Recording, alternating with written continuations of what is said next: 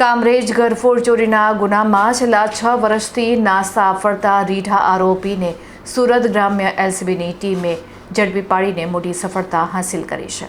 LCB અને parole follow સ્ક્વોડની team પેટ્રોલિંગમાં હતી તે દરમિયાન ચોક્કસ હ્યુમન સોર્સ અને બાતમીદારોના આધારે બાતમી મળી હતી કે કામરેજના ઘરફોડ ચોરીના ગુનામાં સંડોવાયેલો અને લાંબા સમયથી વોન્ટેડ આરોપી ચોક્કસ વિસ્તારમાં છુપાયેલો છે.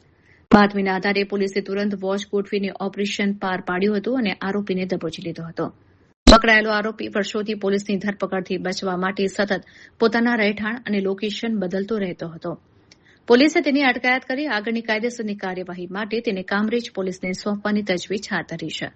આરોપીની પ્રાથમિક પૂછપરછમાં અન્ય ચોરીના ગુનાઓના ભેદ ઉકેલાય તેવી પણ શક્યતા સેવાઈ રહી છે. હાલમાં પોલીસે આરોપી વિરુદ્ધ કાયદેસરનો ગુનો નોંધીને તેની ધરપકડ કરી આગળની સઘન તપાસ હાથ ધરી છે. ગ્રામ્ય એલસીબીની આ સફળ કામગીરીથી રીઢા ગુનેગારોમાં ફફડાટ વ્યાપી ગયો છે.